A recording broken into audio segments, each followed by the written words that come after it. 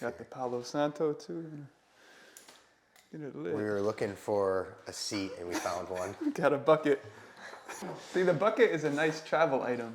Okay, because it doubles as a seat, huh? It doubles as a seat. It's hard. Okay. There's like a layer of protection, and it's waterproof. So if it rains, you can just flip the bucket over to cover the stuff. Wow. Kind of hold the bag under the bucket. Wait, I got to add one more thing. I'll be right back. Yo. Got to plant.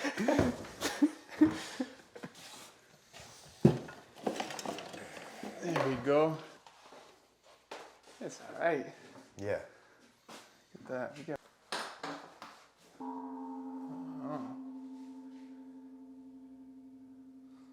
The session has begun. Ladies and gentlemen, boys and girls, people from all over the world, this is G Money with the G Money podcast. We are here and we are live. I'm with my buddy Dan Rudolph. Dan, what would you like me to call you here on this show? Dan is okay. Dan's okay. I'm G. This is Dan. Rudolph, so you can call me whatever you want. Rudolph, too. Do you have any names that are not English? Like, have you... Is that... All right, first of all, we wanted to make this aesthetically pleasing to you. We had a sign up there, but the sign is now gone. Okay, so do you have another name that was given to you maybe by someone from another country? Yeah. Okay. Would you like to tell us that name? You don't have to tell us. I mean, I don't really use it. Okay. So, is it in relation to your name? Or is it just a new name? I've got like a dozen names. Do other countries and cultures and languages use nicknames? Yeah. It's as consistent as the U.S. with nicknames. Like you have a nickname, Rudy, D-Rude, Rudolph, me, G-Man, G-Money, hence the G-Money podcast. They have, everyone throughout the country in your experience has nicknames for each other. In most places, I feel like nicknames are a thing. Okay. Yeah. Good. Yeah. So that's a shared quality of the people, is we just want to shorten things up a little bit, right? Nicknames. Or they say something about the person. Not even just shortening, but it could be like a characteristic that a person has, and then they get a nickname to kind of represent that. Is there also a high level of ball breaking happening amongst other languages and cultures? Well, it depends on the age. Okay. So I think, young adults that I've spent time with in different countries are still breaking balls and joking. And all right. And you have gotten to yourself into a place linguistically, I'm not sure if that's a word, but you've gotten yourself to a place where you can have conversations with people around the world. I wouldn't say around the world, but in different places. Would you say you're fluent in any language? English, definitely, for sure. All right, what's your next best language? Probably Hindi. Hindi. Oh, wow. Okay, Hindi. And why did you have to learn that? I was in India for 2.5 years, and mostly in places that people didn't speak really great English. Especially when I first got there, I was in a place where very few people spoke English. Okay. So it was kind of necessity, and I was immersed in it and enjoyed learning it. So many reasons. What, for someone who is interested in learning a language, what's the process you take in order to learn? What would be a simple? First, to know why you're doing it. Okay. So motivation. I heard a quote the other day, like, motivation is directly linked to your competence. So to whatever extent you're motivated, that impacts, how good you can get at the thing you're doing. Wow. So for me, it was always practical to learn the language, sometimes even professional. I'd have to use it for my job. And I find it fun and which also adds to the motivation aspect of it. Exactly. It's something I'm drawn to. Right. It's something I'm pulled towards. Right. Okay. It's something that excites me. And I'm going to start learning French in 2 weeks. And I've been holding back patiently because there's like an excitement in me to start the learning process. But I'm waiting until I'm in the context where it'll be practical so I can really start and throw myself in. Okay. So the motivation to do so needs to be there. What's the initial practical step to take? Research. For me, it's research. Learning about the language. So just reading about French, for example. What is it about French that is important? Some languages have different characters. Some languages have different sets of vocabulary or grammatical structures. So reading a bit about the language, maybe its history, learning about it, for me is good. And then doing research on what are the best apps, what are the best YouTube series, what are the best podcasts that can support me. And then I like to download all of that and then start to toggle around and play with it and find my unique learning journey. It could be a mix of podcasts, YouTube series, apps. So in each language it's different, but I find picking up a lot of vocabulary in the beginning is a good step. And then also speaking it. So once you learn something, use it. Use it or lose it. That kind of thing. I would have to think that the initial time using the language can be a little bit intimidating, right? You gotta cross that threshold to where you're now going to apply what you learned on the spot with someone who is listening to you and maybe judging the way you deliver that. But then once you cross the threshold, you start having conversations, and that's when you really pick it up. It's both. You're picking it up the whole time. The whole time. You can't fake it. You can't, right. Even if you're super confident, yeah. When you go to use it, if you don't know it, you don't know it. So it requires a level of humility and telling people, showing people where you're at, and then still pushing forward even though you're not perfect. Yeah. So, I guess if someone were to speak to us in English and try and fake it, how well they know the language, you would know within a matter of a couple words. Totally. Yeah. And that's the same for everything. Right. But some things are easier to fake and hide. Other things are not as easy. Yeah. And this is language is right out. Like right I'm tough. You can fake being tough. For sure. But then when the fight comes, how tough are you? Yeah. But fights don't always happen, so it's not, you can get away with pretending to be tough for a while. Right. So that's interesting. Language is, you're on the spot. There's no hiding it. You're going to have to eventually communicate it or not. Right. And so I guess what you're trying to do in the beginning is just find your way around, right? You're trying to find your way around the culture, the people, the language, literally geographically where you're going. Right. And then are people open to teaching you, in your experience, teaching you the language? Often kids, it's a great way to connect with kids. It's a great way to connect with people in general in a new place. Yeah. Because I'm a grown man and I show up talking like a 4-year-old. So that's just often endearing. Like, oh, look at this sweet grown man that can't really say a sentence. So it's a way that people, can relate to you. That's beyond identity, beyond, this person is this profession or that profession. It's like starting fresh. You mentioned kids. I bet the kids are pretty fired up when they're like, I can teach a grown man something. I am smarter than this grown man in front of me. But that's a good way. I've always found that asking kids questions gives them a little bit of empowerment. So when I was coaching, I wouldn't, I would coach them in a position, but if they knew something more than I did in a certain topic or culture, rap or basketball, ask them, get them to answer. Then they're like, oh, coach is interested in what I have to say. I'm teaching him something. That furthers the relationship. And you're a father now, yeah? I'm a father. What's your new baby teaching you? Well, she's teaching me what she wants. Basically, she's teaching me. Yeah, hey Dad, I need this, and Dad, I need that, and I'm not really trying to wait for it. Yeah, let me grab my coffee. My coffee's over there. I don't know what you're doing. It's melting. You got the cold brew. Wait till it gets hot. Yeah, it's basic right now. It's like, Dad, I really want this. For example, I really want to eat right now, and you're gonna do what I say, and I'm not gonna stop crying until I get there. But that teaching patience with her is something I've been doing from day one. I won't immediately go and tend to her the moment she starts crying. Give her a couple cries, then go and see her. Baby steps, right? You can't. I don't think there's a certain time to pick when to teach patience. That's got to be right from the get-go, right?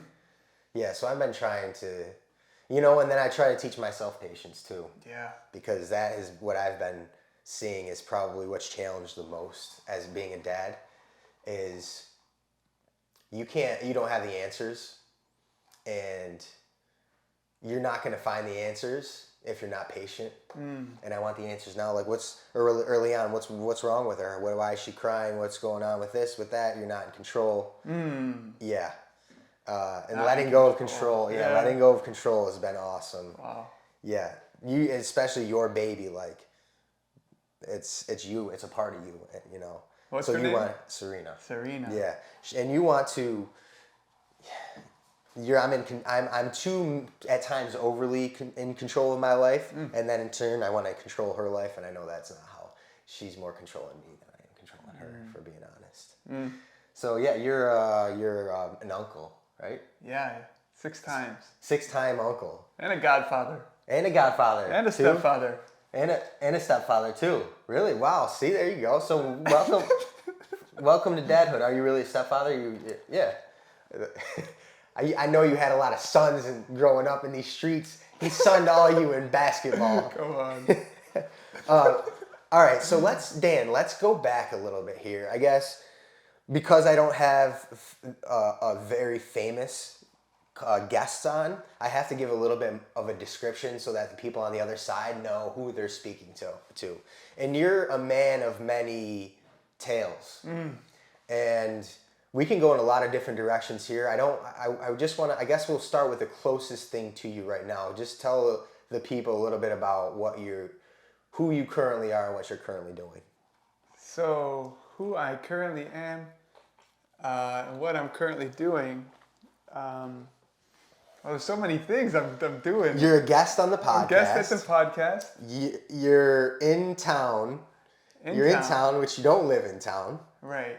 So you're in town visiting. Right. And where are you coming from? What did you do this week? What did you do this week, bro? What did I do this week? Oh my gosh. Seems like it's been a pretty busy time for you. It's been a busy week. It's been a busy week. Or how about like on a normal job, a normal week for you? Oh. What's going on? Wow, that's all changing now. Okay.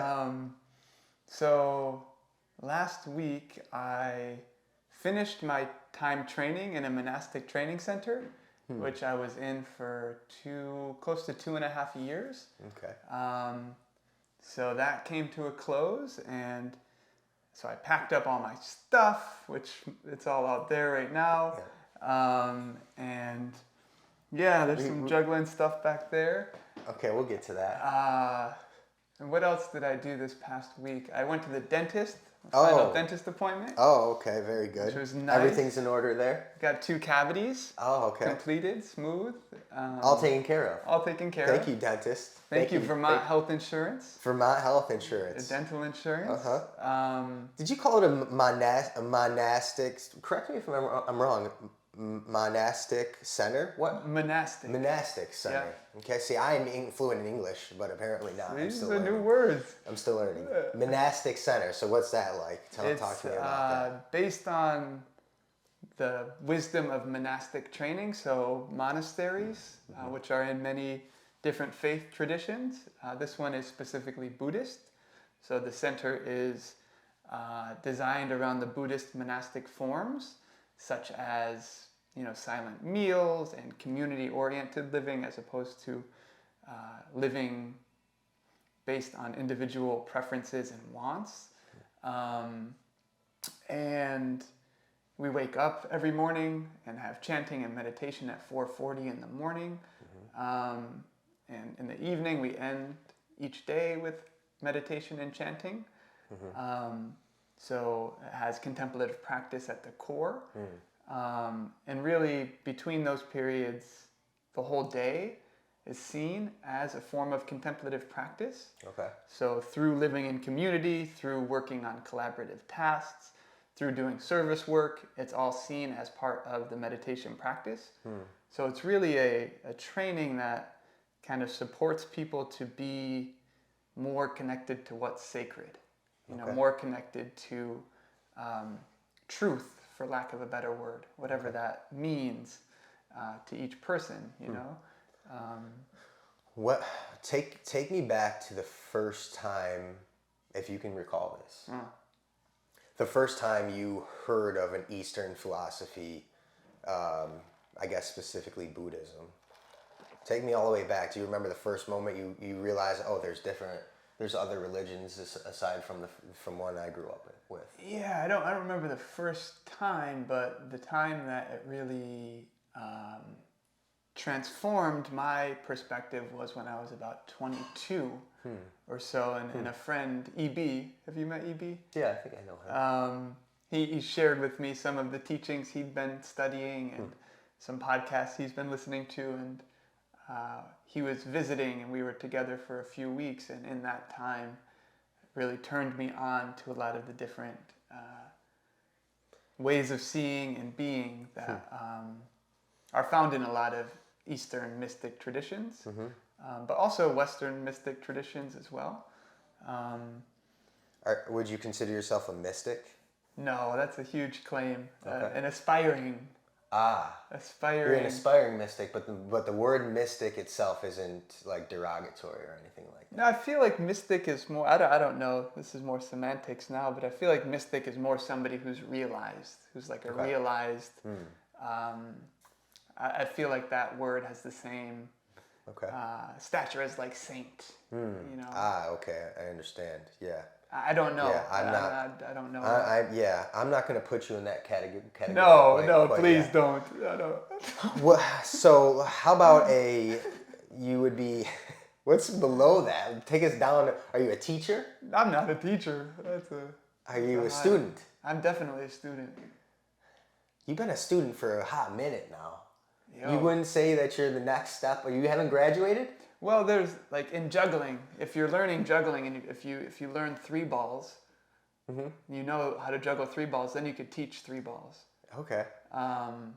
In some traditions of Buddhism, it's saying you have to learn everything before you start teaching. You have to, become, a realized being. Other traditions say once you learn something, teach it. Understood. So you could say I'm a teacher in some ways, but I wouldn't label myself as like a master teacher. But I could teach somebody to juggle 3 balls. In that realm, you're a teacher. Just there, though, that specific realm of juggling 3 balls, you're a teacher. Exactly. I can teach to the extent that I myself am clear. Okay. So similar with the language, it's important to not fake it, and not pretend like I know so much, or pretend like I'm so realized and enlightened. But really be humble and honest with where I'm at, and to that extent, teach what I can. You can't fake teaching either. Totally. You can't fake language, and you can't fake teaching. Although you can fake it, but you're not fooling anybody. The worst thing that I remember from a teacher is being inauthentic to themselves, whether that's like with discipline or whether that's their knowledge of the subject matter. If someone was like if a coach was trying to reprimand me and they're not being their true self, if they're being their true self, respect, no questions asked, whatever you say, I'm doing. But if you're reaching and trying to do something else, I pick up on that. Yeah, what do you mean by true self if they're being their true self? If they're being what I consistently see. And I think that's an important with teaching and coaching, is just being as consistent to who you are as possible. Yeah. So, and some days we're hot and we're cold. I've always tried to even that out. Is there anything in the Buddhist tradition that fires up your competitive juices? Ooh, fire! That's an interesting question. Because I know that you are a competitor, and you've found. Can I call it Buddhism? Are we getting specific with that? Should I say just philosophies or religion? Can I say? You could say whatever you want. Okay. Really. You've gained so much interest in Buddhism. How does it get you going? Like playing basketball? Is there any correlation there? Is there anything competitive? Is there anything meaning to be competitive about the religion? Yeah, I would say that the practice of meditation itself is, it's a physical activity. It's something you do with your body as you would any sport. So there's conditioning, there's different kinds, especially when working with a teacher. Okay. And you're going and meeting the teacher, and the teacher's giving you the next step, and you have like 24 hours to practice the new assignment before you meet with the teacher again. And the expectation is that something will shift. So especially during retreats where we're meeting with the teacher almost daily, and in the morning you get an assignment and you have to figure out, how can I achieve this assignment by the evening or by the next morning? And often the assignments are not like, 2 + 2 = 4. It's much more, in the body and not in the mind. It's not something you really figure out as you would a math equation, for example, but it's something you really have to feel your way into through the practice. Okay. So sometimes in those situations when meeting with the teacher pretty consistently, it really fires up that, okay, I got to get there. I've only got this short period of time. So it kind of triggers that urgency, as maybe in the fourth quarter of a basketball game that's close, or I like that. And then your test is meeting with the teacher once again. Exactly, and then proving that you've learned and can demonstrate that thing. Again, not like with the language, you can't fake it. The teacher sees right through that. So you have to really embody it. And are the teachers, I guess traditionally Taoist, I don't know, maybe Buddhist, there's a certain practice where the teachers are known to be strict. Have you gotten strict teachers? Is it supposed to be strict and structured? And have you gotten the belt? Is basically what and you let me give you the rules, by the way. I didn't even start with the rules. Rule number 1, say what you want to say. We can always edit it out. Rule number 2, when in question, refer back to rule number 1. Okay. So, did you get the belt? So, not the belt. Okay. And I like to name my teacher too, Soryu Foro, who's my teacher for the past years. And he was trained in the Zen tradition. Which is traditionally strict, quite strict in terms of discipline and straightforward, kind of fiery, direct teaching. So the mode of teaching that I often experienced, especially in those interviews or in the intentional teaching times, was more strict, fiery teaching. Whereas there's some other teachers that are more soft, or some other traditions that are more less goal-oriented, less like emphasis on urgency, and that more are a little bit slower and softer. Okay. So what I've been exposed to is more fiery teaching for the most part, also rooted in compassion, rooted in the same love that you find in other traditions. Great. So yeah. Yeah. What are your top 3? What's your top 3 most unique places you've traveled to? Let's go with unique, because we won't go with best, because I think that your travels have been into interesting places. Yeah.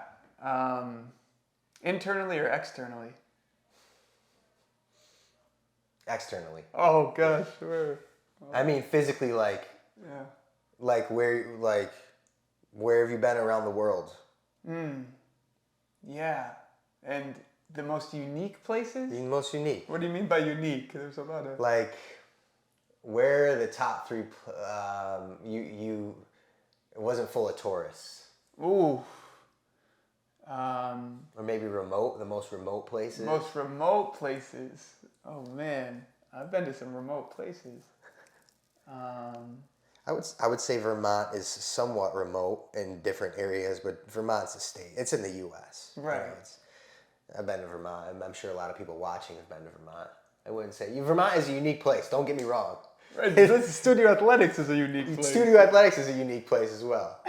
What are your 3? We'll go to make it easier. What's your 3 favorite places? I was getting unique. Okay, yeah, no, let's go. Let's go. Yeah, I love that.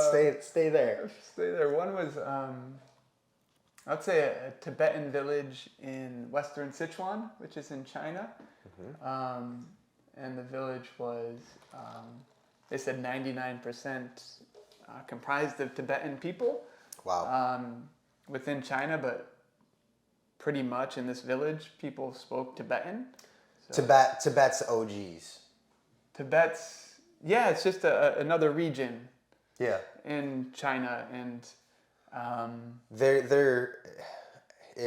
I feel like Tibetan monks is something that people would know maybe in their household, but that's a familiar genre. Like the Dalai Lama is probably the most renowned Tibetan monk. He's a Tibetan monk. There we go, Dalai Lama. In this region, it was really interesting, and it was the cold season. It was winter, so people, whenever it showed up, they're like, "What are you doing?" Like, no other tourists were there. Like, nobody comes now. And now it was wait cool though. 6 months. All right, what are you doing? Like, and that was really interesting. Actually, there's a lot of stories coming up from that time. But I ended up staying with a family for close to a month there, and they took me around to all their relatives, and it was the Tibetan New Year, so there was celebrations, and got to stay at a lot of different relatives' homes. They celebrated. They brought you along as a guest. They were welcoming to you. Oh, very much. Yeah. And they celebrate for like 13 days. Oh, so man. It was like each day there was another party. And we need to get ourselves a 13-day vacation here in the U.S. Something we could work on. We're one and done. I mean, the best we get is like Christmas Eve, Christmas Day. We're doubled up. And then you get New Year's. And then you get New Year's. Yeah, I guess you could turn that into a 13-day binge if you need to. If you needed to. Okay. So that was Okay, that's yeah. And no, of course, this might be a dumb question. No electricity, no advanced technology of any sorts, or was there electricity? There was electricity, indoor running water in most places. So during that time, I didn't really shower for a month. No one showering though, There right? was people wash their faces and their feet, but since it was so cold and there's no indoor running water, you don't take like full body showers. Right. Some people would go in the afternoon sun and kind of, dump water on themselves then and do a more full body shower. But I hope you all are listening, and when you get frustrated that you don't have a towel clean after your shower, that you ran out of hot water, you'd have to go 2 weeks between showers, and even then, you really only get to wash your face. Because if you take up the water, then your niece isn't going to be able to have water at night, and that's really what you want? I don't think so. I don't think anybody wants that. So, moral of the story is just be grateful for what we have here in America. If you have a bathroom and a shower, I'm hoping you do if you're listening to G Money Podcast. But okay, so continue on. 2 more. We'll go 2 more places. 2 more places. Remote.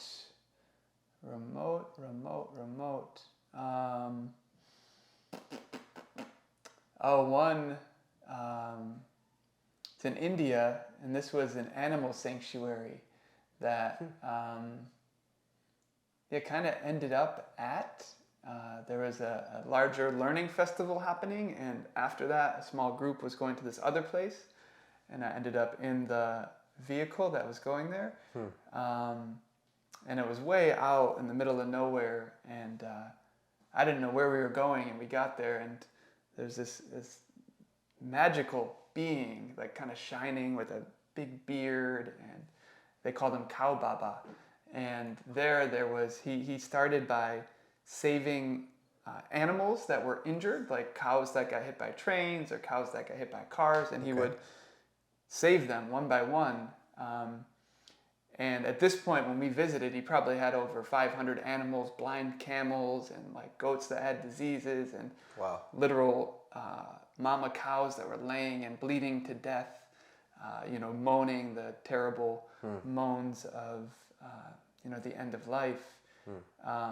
And it was just such a beautiful place. And there was like a 95-year-old person that like lived there and worked there, and he looked like he was like 40.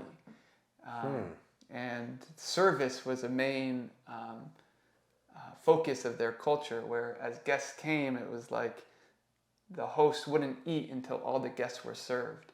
So they would serve all of us, give us seconds and thirds, and we'd try to take turns to help serving. There was like probably 10 or 12 of us that went there. Now all these places, hospitality was such a feature. I feel like I have to interrupt you there. You can. Okay. Hospitality and respect? Hospitality and respect. Yeah, I would say hospitality as a form of respect.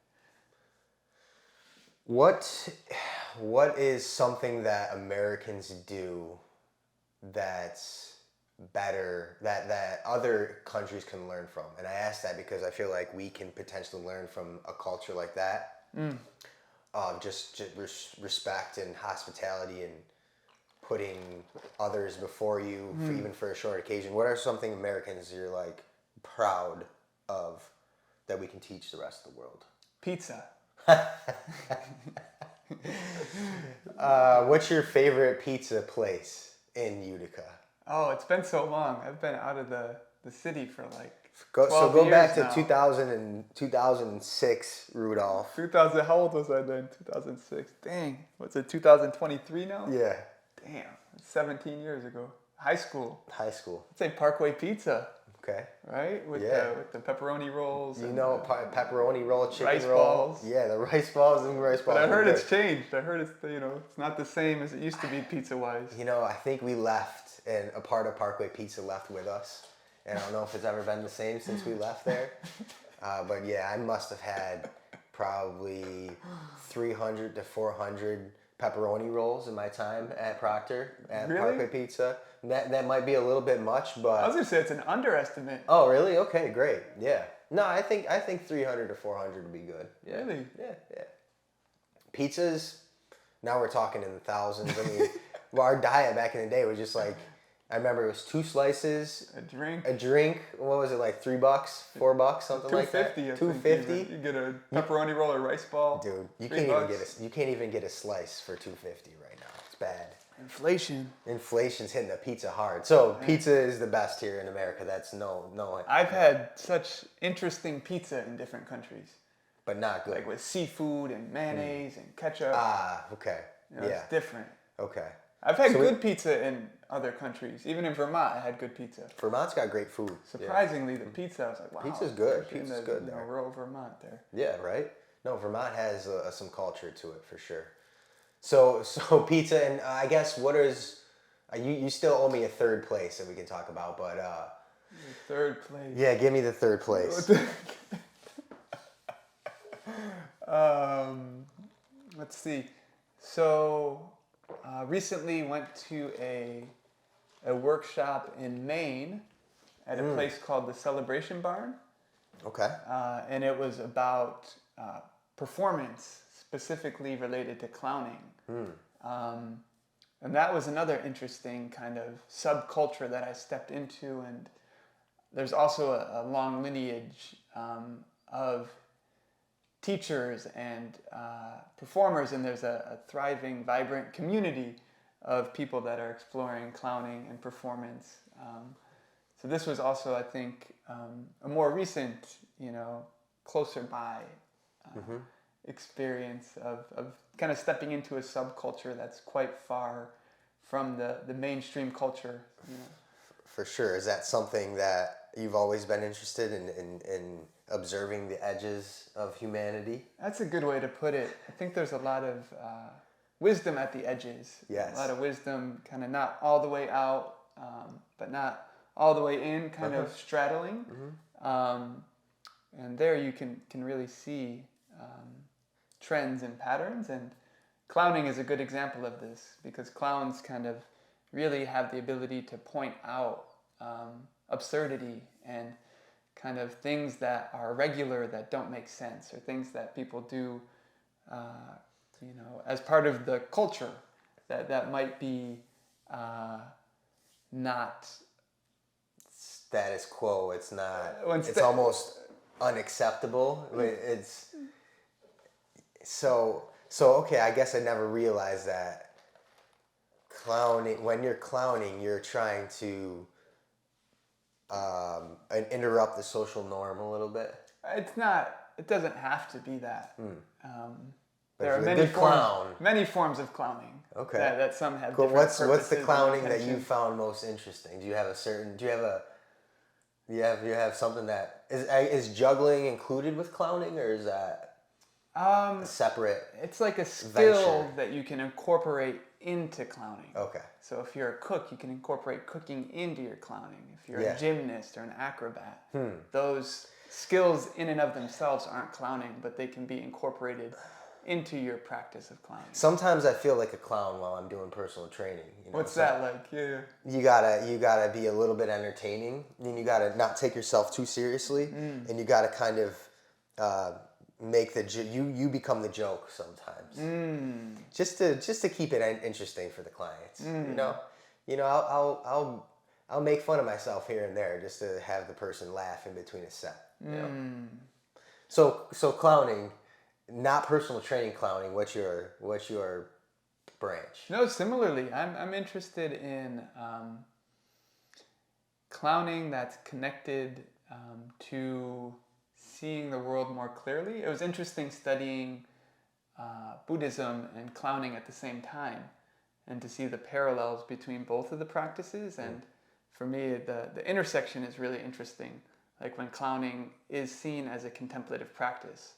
So using play and other forms of exploration that aren't traditionally used in contemplative practice in faith-based lineages, but using play as a spiritual practice, and enabling people to do that work with other people. So it's often an interpersonal practice, although it can be one-on-one, can be used similarly in personal training. If somebody's caught up or has blocks around play, or has complicated relationships with their inner child or their inner voice, you can do one-on-one coaching with play. And so for me, this is a new area that I'm really hoping to offer more, to teach more, to facilitate more, whether retreats or workshops or teams, organizations that have teams that want their coworkers, or employers that have teams that want their teams to be more collaborative and build more trust and feel more safe together. So you can use these kind of play-based methods to do that. Play as a spiritual practice. Which is different than clowning, again, but more. Which is different than clowning, right? But can't you mix it all in together? Totally. You can mix it all. You can mix it all. You can mix it all, and that's the beauty. That's the beauty of life, is that we're just mixed in together. We're like a bowl of goulash. Do you ever have a garbage plate? I've had different variations. Is there like a standard garbage plate? I think that the Rochester people will say that they're the garbage plate people. When I visited Kelly and Hobart, they said they were the garbage plate people there. But yeah, so different people are claiming. They're claiming to be the garbage plate. I'm not sure who the king is. It's something we can get to the bottom line. I don't interact with my guests enough. I feel like that has been one of my challenges as a podcast host. So, with that, who is the king of the garbage plate? Oh, you're like interacting with the people watching? Comment below. And also, while you're commenting, like and subscribe to my podcast, G Money Podcast, which is the one that you're on right now. And if you're interested in unified playfulness or play as a spiritual practice, you can email me. Yes. Dan Rudolph 108@gmail.com. And there'll be blogs and more information coming soon about that. I'll have you know, I was going to leave you time out of respect to plug what you needed to plug. I'll plug it in. I'll get it in there. At any point you need to plug, shameless plugging happening here. Okay. All right. I'm going to pause this and we're going to start a new clip. How are you doing? You feel like you got another half hour in you? I got all day. I got nothing. Okay, we're back from intermission. Wow. I hope you guys are still along for the ride. If you're still here, comment below and say, hey, still here. Still here. So that we know you're still here. And I appreciate all the fans for sticking with me. Sticking with us. Sticking with us, yeah. I'm sorry, we're in this together, yes. I sometimes am on here completely alone. You know, people are like, who's on your podcast? I'm like, a lot of the times just me here. And whoever's sitting on the other side of it. Yeah, I always try and play with the other person on the other side of it. You never really know who's watching. On that, do you have any famous? Have you met the Dalai Lama?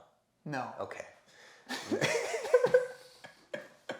Have you met anybody famous ever? I met G Money. Dude, no. Anytime I ask that question, the person is like, "You talking about me?" Hey, it's a famous and guy. I was not intending to do so.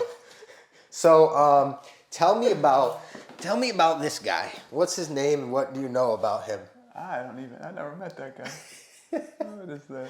Tell me about the representation of this guy. You tell me about him. What do you? This is, is this supposed to be the Buddha? I think so. And his name is, I should know this. Hang on. Oh man, I forgot.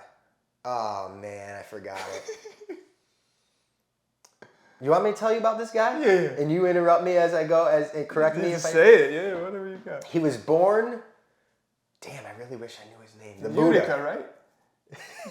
He was born on Rucker Street in Utica to a famous family, a famous Utican family who were very rich. And they decided that they didn't want their son to see the pains of the world. So they built huge walls and factories on Broad Street. Right, yeah. And they kept him within the walls. And he didn't see what was going on Bleecker Street. Just ate half moons and greens for chicken riggies too. That's it. He didn't tomato pie. He didn't go to South Utica. He didn't go nowhere except where his parents told him to go, and that was inside. He stayed inside. And then one day, somehow, someone off of Genesee Street was like, "Yo, check out this over here, this area. All you gotta do is climb over this fence." My man climbed the fence. And he found his way into West Utica. And he met all the people in West Utica and were like, yo, you guys got it bad over there. Sorry to the West Uticans, you guys are great people, but I'm just using it as an example. He said, you guys got it bad over here. Like, why don't I join you guys and party over here with you guys?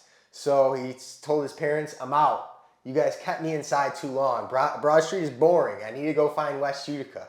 So he went to West Utica, and he lived like a dog in West Utica. He moved around a little bit. He traveled around. He went and saw parts of Yorkville, if you will. And then he realized dang, this life, both lives aren't that great or they're not that bad. They're both kind of equal. So then he went off into the wilderness, probably around maybe the Frankfurt area. For potentially 40 days and nights, which I don't know what relevance 40 has. And I could be wrong about that too. But this is what I read in the books, and this is what I'm trying to remember from the books. Right. And then he became realized, which is something that we spoke about. And I guess what his... How did he become realized? He let go. He let go of himself. But first, I think when he was out there, he decided like no more tomato pie, no more half moons. Like I'm gonna go without half moons for a few years. This man went without everything. He just really did. He overdid it. He went too far. He went too far. And didn't eat enough half moons. We all go too far. No. We go too far in either direction. Right. Sometimes we're not eating anything. Right. And sometimes we're eating everything on the plate. Right. Shout out to the Clean Plate Club. The CPC? Yeah, you know about that? No. So he didn't have a plate, he had nothing. And then he let go of himself, right? He went back and he found like being ascetic, not eating any half moons is not the way. but eating half moons for breakfast is also not the way. Right. So he found the middle way. The middle way. Right? Of thank you. Not overdoing it, but also not, harming himself through not eating any half moons. He found the middle way. And he took the middle way. Which is North Genesee Street. North Genesee Street. Which, sometimes it's 4 lanes, sometimes it's 2 lanes. You never know, but it's the middle way. Right. Cuts right through the city. So he went to South Utica, to New Hartford. He kept going up. He went up by the mall. He started meeting people and telling people about the middle way, about Genesee Street. You got to come back this way, and then you got to go back that way. He went West to North Utica. Oh, it connects all the cities. It took all the cities. I even heard it goes to Syracuse. See? It goes. He went to Syracuse and back, and he taught, and people followed him. He even, how many followers did he have? He had more followers than any YouTube. Money. He's got more. Yeah. By the way, Dan, I hope you're not looking for like millions of views because I haven't realized that yet. So, a couple 50, 60 views, I think we're in good shape, right? 5 10's enough. Yeah, all right, good. So now he's the one figure similar to Jesus where his purpose and his story stuck throughout time. Yeah. I always wonder to myself, is there any current people living that their stories are going to stick over time? And who might that be? Who's writing down but maybe it's you, Dan. I doubt it. Oh, okay. So we were at a restaurant, which really I think was a bar. But we'll say it was a restaurant just because we were classy people. We're not just going to bars, but we're going to restaurants, maybe having a drink there, but we're going to bars. And you had a notepad with you and writing notes. Is journaling still relevant to you? Oh gosh. And is that a part of the Buddhist tradition, or is that just part of D. Rude's? Is journaling a part of the Buddhist tradition? Probably not formally. I don't think it's a formal Buddhist practice. Often, like, when meditating and having, like, a poem come to my head, I'd have to, like, almost, like, decide, like, do I continue with the momentum of this practice, or do I take time to engage my conceptual mind and write this poem down? So Life's hard. Life's hard, man. It is. You choose to do one thing, it means inherently something else is getting sacrificed. So it was interesting. Over time, I wrote fewer and fewer poems. Like when I first got in this Buddhist training center, I was writing a lot of poems, and over time I wrote less and less. So it was interesting actually seeing how the practice itself led me to writing less in some ways. And now at this point, I just started a program called the Artist's Way. Have you heard of that? Artist's Way. It's a 12-week program dedicated to creativity, to kind of like clearing the channels so your innate creativity can pour forth.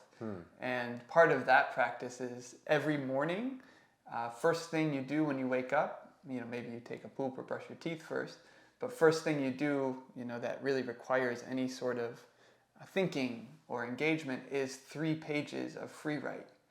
And that really helps you to, see what's there subconscious, what's in the subconscious layers. Yes. And just write and write and write. And I started that program a week ago. Okay. So now in this phase of training, for me, there's a lot more journaling happening. And it's been quite nice to kind of see what's there. And yeah. Do you find that over time your discipline and does discipline get easier? Do you feel like, because it sounds like you've taken on different challenges that have required you to be disciplined and structured and actually on a literal schedule. And people out there that are looking to be more disciplined, does discipline come with practice? Does it get any easier? Or are you born disciplined or undisciplined and that's the way it is? What do you think? I think that it is always a challenge, and I think you are born more disciplined or less disciplined than others, but you can practice it. And I feel like once you get in a rhythm of sticking to a schedule, you all of a sudden become a more disciplined person. But that's always fleeting, though. That's my problem with it, is I can stay strict on a structure, but I know that eventually and throughout my life that it wanes a bit towards the end there. And I'm always trying to battle to keep a structure. So does it get I don't know if it gets easier. I just think you find a rhythm. And to you, what's the opposite of discipline, or what's the other end of the spectrum? Is chaos and what's the word? Impulsive, maybe? Impulsiveness? Impulsiveness, yeah. Discipline, the opposite of discipline is doing what I want to do. Yeah. And you see one as inherently better than the other? I feel better when I'm more disciplined. I feel like my life is in a good place and I'm in a good moral standing with who? I'm not sure, really, with who. With myself. But sometimes it's fun and appealing to just do what you want to do. Right? Like, yeah, here's a schedule over here, but if I just interrupted this whole thing right now, just do what I want to do, why is it so fun? Sometimes it's miserable. After the fact, it can be miserable. If what you like to do is actually not good for you. Oh, yeah. So a lot of people mix up freedom with doing what you want to do. And if your desire is actually not good for you, if the things you desire actually don't help you, then quote unquote freedom is actually miserable, because you're just doing the thing you want to do, which is actually not good for you, and you're just doing it over and over again because you have that freedom, or whatever you want to call it. So what would be your definition of freedom? Oh my gosh. I mean, in, again, mystical traditions, it's kind of a form of liberation. So it could be freedom from desire, could be one way that people describe it. Or other people that like to frame desire differently frame it as a more clarified desire. So a desire that's more connected to sustaining life, a desire that actually leads to, more energy and more goodness. So yeah, I feel like in my practice, discipline as well as no discipline, or structure and no structure, are both important. Okay. So what I found is over time, the discipline becomes less and less effortful, more and more effortless. Yeah. And like right now, leaving a very structured environment with a schedule, with a lot of discipline, and going into the more chaotic or the more free-flowing, I find I really get the value from the discipline. So the lessons that need more space or more flexibility can kind of land and settle. For my creative process, that's often been really helpful too. The contrast between the structure and no structure, or being very disciplined for a period, and then just kind of being with what is. Not having to force things like I need to do 25 reps today, 25 reps tomorrow, and then, the following week it might just be like, maybe I'll just have an impulse to do 100 push-ups right now. Yeah. And I find both really useful. Okay. So allowing yourself the freedom to express freedom, that's kind of a brain pretzel. Both are okay. The middle way is the way. Is the middle way the way? I mean, for some people. Some people. Well, what if you do this, right? On average, if we're talking about mathematics here, right? Here's bad, here's good, and you just keep on going back and forth this way, wouldn't on average you would end up being in dead center? I think it's beyond bad and good. Okay. Which is what? Which is, I don't know, seeing both as like supports, right. Both as the same. Yeah. Yes. But yes. I guess a point, like you said, like when you're in the structured environment, you can just do it. You're doing it. You're doing it. And then when the structure falls away, it's fleeting. So I feel like it's important for me to leave the structure to see what real things changed. Or, okay. You know. Yeah. You won't realize what has changed if you're at your schedule that's down to every 15 minutes of your day. Right. Some people can hide in discipline. And just be like, I'm so disciplined. Yeah. And like when I have my structures in this way and I'm in control, I can, you know, be a certain way. But when those structures fall away, where are you at? You know, so it's. I often find that scheduling and discipline is just busy work for me. Like, how much do I have to mess around with my Google Calendar? You know, like, what am I avoiding doing that I'm spending 25 minutes on my Google Calendar? It's fine. I'm going to figure it out. The calendar's fine. Don't have to keep messing with it and playing with it. I'm doing that because I'm not doing something else that I should be doing. I'm avoiding doing some sort of task. So I'm like, I'm busy. I'm busy. You see this Google Calendar? It's a mess. I got to restructure this. That person I got to call over there, no, I don't want to do that yet. Leave that off to the side. I'm busy with my scheduling. Very busy. I find a lot of fake busy work for myself. Oh, yeah? Yeah. What's that like? It's fun. Yeah, it's a great time, honestly. Like, right when I feel like I don't want to do something, there's always work to be done when you're doing fake work. You'll never run out of fake work. Never. You'll be the busiest man the rest of your life if you just make up stuff for yourself. Wow. Yeah. Fake work. Fake work, you know, over-structuring, over-planning things. I used to, when I was coaching, I would look at the practice schedule, and then I'd go back to it, and I'd move this here and move that here, and I'd go back to it, move that there, move that there. Perfecting it. What's the perfect? What do we need? And then I'll get on the fields. I'll blow the whistle. The schedule will fall out of my pocket. I'll end up doing my own thing the whole practice. Yep. So all that extra planning was actually unnecessary. I do it right now with workouts. I'll sit and program in workouts. Do. I get there the next day, visually put it through in my head how the client's gonna go through the workout. We get into one set of something, like we're freestyling it. You're going in one direction. My paper was going another. We're going that way. So I'm spending however long. I'm trying to get better with that, though. Me too. It's what I'm hearing. What triggered in me is like that's like a form of worry or anxiety that actually aren't needed for the final product to be good.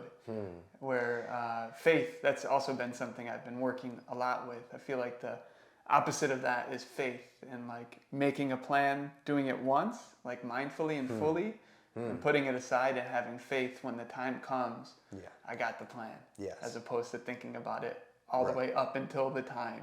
Which is anxiety, is just like worrying about something that hasn't happened yet. Exactly. Thinking about something that hasn't happened yet. Yeah. You know, you think I'd be through the anxiety of workouts by the time here I'm going on however 5 or 6 years of coaching.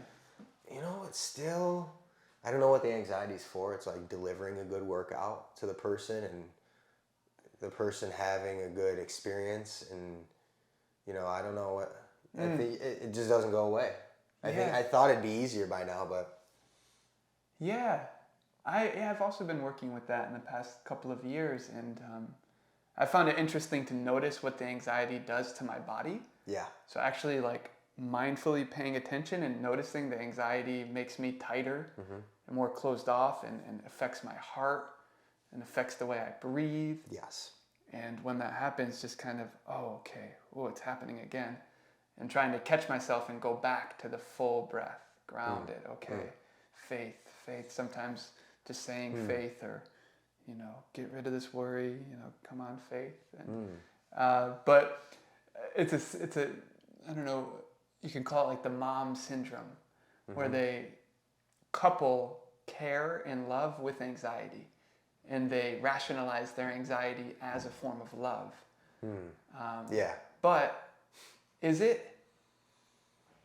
No, it's, so all right, let me apply this here.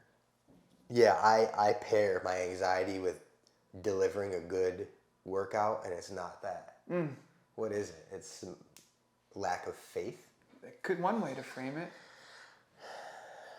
See, will get on a certain mental framework that I'm like, okay, I need to refer back to this framework, and then I'll forget about it. I'll forget about it. Yeah. Like thinking about faith when you're feeling anxiety, even saying the word, like I gotta get that. This is why I need an AI robot, so that when his meter is detecting some anxiety, he'll be like, "Yo, faith, say it. Oh, I got you, bro. Faith. Why can't I have just an assistant? What do you think about that? I don't know. Just to remind me, just be like, yo, you're getting some anxiety right now. Remember what we talked about. Yeah. A little pep talk from What do you think about that? I mean, it would be interesting to see like how this technology can be used in a way that actually supports positive qualities, and we in ourselves have the ability to change our algorithms, right? To change our operating systems to where we can be that supportive reminder. We can kind of build that into our system. Okay. But it takes discipline, and maybe in the beginning stages of trying to get faith as like a natural feature in your operating system, it will require more discipline. Yes. And then, doing that gradually becomes more effortless, where your operating system naturally runs on faith. But I'm more of a proponent of the inbuilt operating system as opposed to, because what if your AI bot dies or runs out of battery, or they extract all the resources that are required to power the thing? So I'm all alone. I got no operating system at that point. Right. Yeah. And you're back to version 1. I gotta get. You're back to the flip phones. Ah, damn. He lost his bot. He's back to 1. He's back to V1, GV1. I don't want to go back to V1. All right, so we kind of have an operating system, an algorithm in us that we our algorithm gives us our most recent and most heavily weighted thoughts. Yeah. And that's just like Twitter. It'll give you what you're looking for. Right. So your brain, your operating system is going to feed you whatever algorithm. Right. Let's see what my deal is today. Honestly, I was excited today because I get excited for podcasts like this, and it's Friday. So my feedback loop was pretty positive today. Good. Because I woke up and I'm like, all right, we're podcasting, get some workouts in, gonna go cook later on tonight. Wow. So yeah, I guess starting off with the right algorithm is important of each day. And in the other way, you're negative. I wake up like, oh, it's Tuesday, whatever. Some anxiety's coming in. I'm gonna get that constant feedback loop. Maybe we should bring in Elon Musk. Sure, why not? And ask him how he works the algorithm chain. We could encode it into us. I don't know if he knows. You think he's our best bet? What do you call the Dalai Lama? That's the Dalai Lama. We can call it Dalai Lama. Hit him up. Yeah, but the problem is I'm going to ask Elon Musk, and he's going to give me a full blueprint of how to do that, and then you're going to ask the Dalai Lama, and he's going to like say nothing. He's like, I feel like that isn't that a form of maybe the Zen or the Tao, where like there's almost no answer. The answer's within. You don't use words to know what is. I mean, yes, and all of these traditions have texts, they have books, they have code that actually can be used to change our operating systems. Okay. Even the Tao has its books. Tibetan Buddhism has, stacks of books. It's actually a really intellectual form of Buddhism where you're actually doing a lot of study. Wow. So, and a lot of these teachers have the code to get us to break our negative patterns, our negative loops, and cultivate more positive loops. And the trick will be when culture kind of replicates that, when culture can actually support the cultivation of positive feedback loops, right? And not, as it does now, buy more, eat more, look at your phone more, play more games on the device or console that you have. So it's like changing those loops that are programmed in us sometimes from schooling, we learn to be a certain way and do things a certain way. What are It's the unprogrammed. What are two or three things that you think is the most important in getting our society to embrace more of,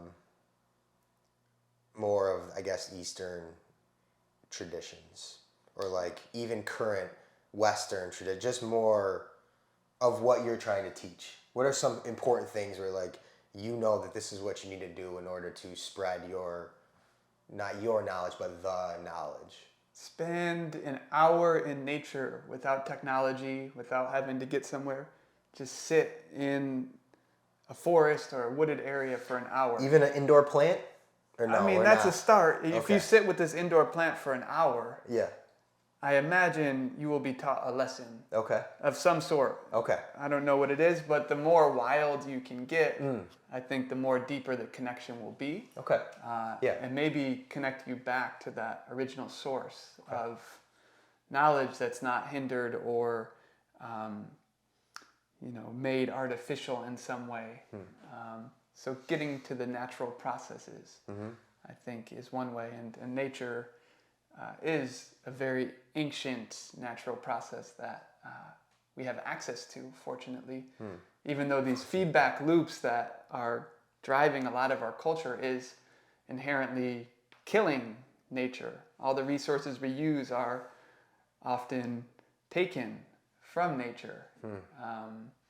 So it's interesting to kind of go to the full source. Circle.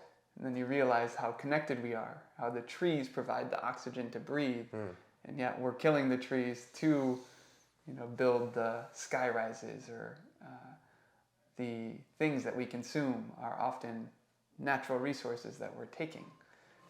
So when you spend time with nature, you get to be more in touch with that sense of interconnectedness, and the sense of, wow, I am because you are, right?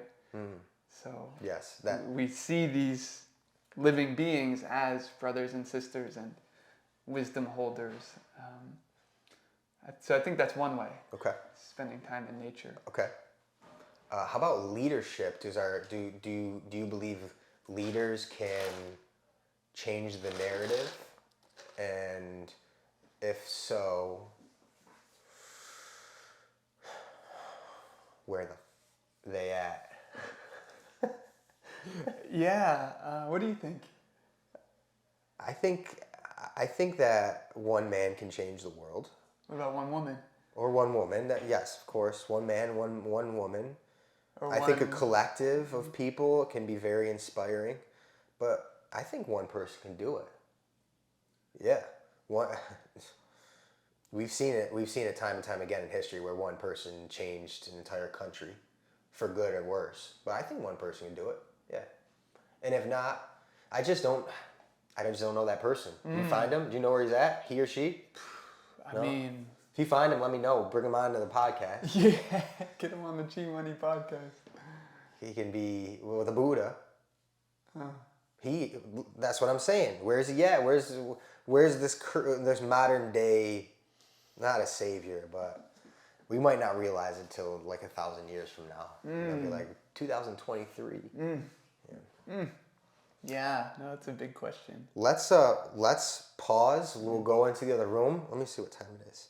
We'll get maybe a meditation, quick little short meditation session. Sure. Okay. Let's do it. All right. Yeah, see? Everything's heavy, man. Wow, look at that. That's tying it all in. Okay, ladies and gentlemen, we figured we'd give you bonus content, which is a short 1-minute meditation led by yours truly, Dan Rudolph. And just quickly, I think the first time I ever meditated was with you at your house after a nice cup of tea. And we played a very fun strategic board game. I don't recall the name of the game. Probably Pente. That was a very fun night, but that was my introduction to all this. Wow. So yeah. We're just carrying on We're now. just doing it. Okay, you run the show. You got your mic on, your mic is on. What are we doing? We're doing a 60-second meditation. So we just sit here? All right, how about we'll do like an more of an instructional for beginners. What are some base concepts to think about when meditating? Well, there's posture and breath, which I won't get into the details. We'll just do a quick exploration of relaxation, okay? Fantastic. So just find your posture, which I won't go into all the points since this is very brief. Connect to your breath. Where is your breath?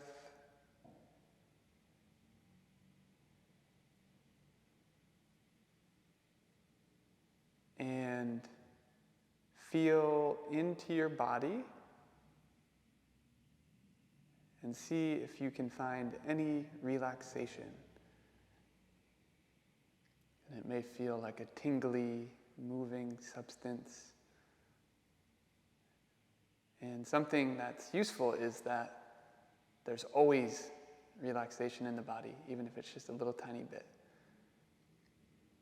So if you feel relaxation, let that go. And now see if you can find relaxation again. And it might be in a different part of the body. It might be the same. Okay, now let it go.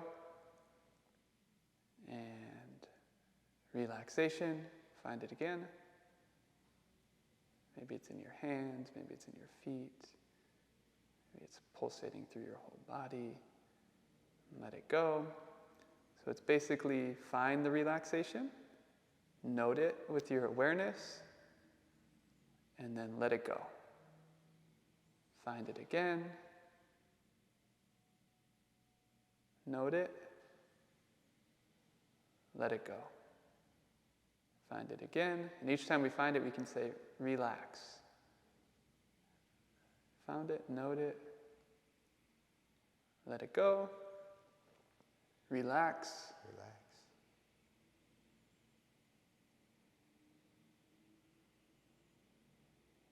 Relax. And if you're doing this on your own, you can say relax in your head. And you can do relax, focus on the relaxation, then let go.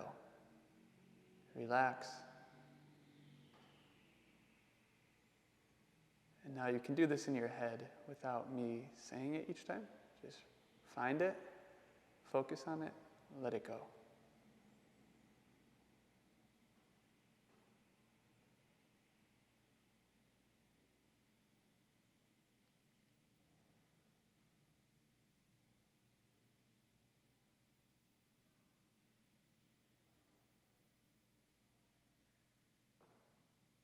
And with the label, so saying relax is called a label. You want to say it in a kind of monotone, straightforward voice. So relax. Relax. Relax. And you would say a new label every, 3 to 6 seconds or so. So it's quite frequent. And noticing how it changes, how it never stays the same.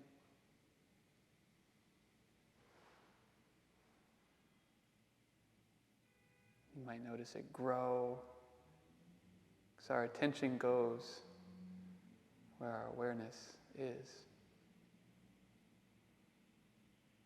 So if we give attention to the relaxation,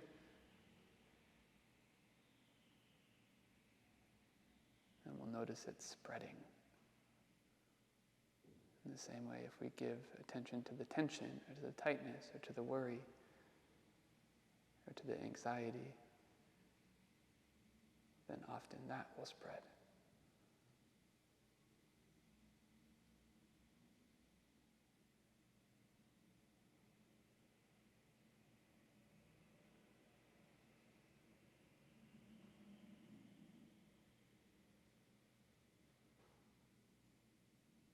Ding, ding, ding. That's good. It's a good little vocal tool there. It's funny that two things. One is in my profession, I'm looking for tension. Muscular tension is like everything when it comes to muscular growth. And like this is the exact opposite. Is it though?